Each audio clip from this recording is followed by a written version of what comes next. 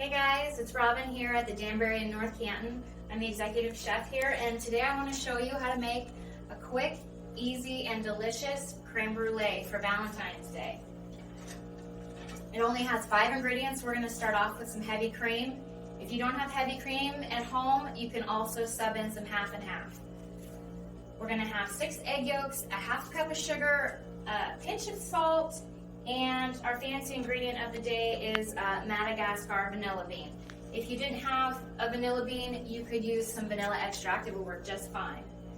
I have our oven turned on to 325, and I have some hot water on the stove, so you're going to want to have some of that ready, and I'll tell you why a little bit later in the video. But first, let's start off with heating up our heavy cream. We got the burner on medium-high. We're going to whisk in our sugar, half a cup of sugar, pinch of salt, and our vanilla bean. We're just going to split this guy right down the middle, on there, and then scoop out those delicious flecks. Let me show you what that looks like. And that's just going to look really pretty and taste delicious in there. So you can do both sides of that. Whisk that up. And while your cream, sugar, salt, and vanilla bean is heating up, it's going to come to a boil. While we're waiting on that, you'll go ahead and crack 6 eggs. Keep the yolks because you're going to use that for the custard, and your whites you can save for an omelet later in the week if you want. That's what I would use it for. Now that we got our egg yolks, I cracked those up ahead of time for us. Go ahead, whisk those up, and that is going to be our thickener for our custard. We're going to temper our egg yolks so they don't curdle and scramble in our custard mixture. So to do that, once our half and half or heavy cream mixture is all nice and hot, we're going to go ahead and pour some of that, about a half a cup to a cup, into our egg yolks while we whisk them. Whisk, whisk, whisk. I got about, I'm going to say that's 3/4 of a cup. Return this to our burner, and then whisk this tempered egg yolk back into the custard. And that is it.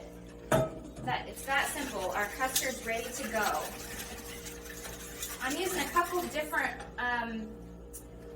dishes for the crème brulee today. I have this little guy right here. A lot of people have these at home, and I have this bigger dish. I prefer this one because you get a nice crème brulee custard mixture. Custard to burnt sugar ratio. Here I have our custard already poured into our pans and our hot water blanket. That's what you're going to use your hot water for. You're going to pour it in your pan, and that'll keep our custard nice and creamy in the oven, 325. Instead of cottage cheese custard, we're going to have silk because of that hot water bath. And you want to be really careful when you're putting your pan in because of that hot water. So that'll be 15 to 10 minutes. It'll be done. You don't want to overdo it. You want your custard to be jiggly. And I'm going to show you how to make that nice sugar topping. I'm going to take about a tablespoon of sugar, put it on, make sure the whole surface is covered because you don't want curdled custard. And when we hit it with the torch, that's what would happen if it wasn't getting the sugar. If you don't have a torch at home, don't worry. I did some this weekend at home with my broiler. I just put it on low and kept an eye on it. If you do have one of these torches, or maybe like a little butane one that you can get at the store, that works fine too. What you're doing here is you're actually burning the sugar. So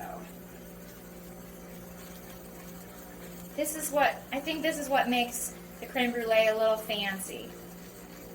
and it smells delicious. Don't be worried about it turning brown. That's what you want it to do. It'll be like a good mix, some dark and some light spots.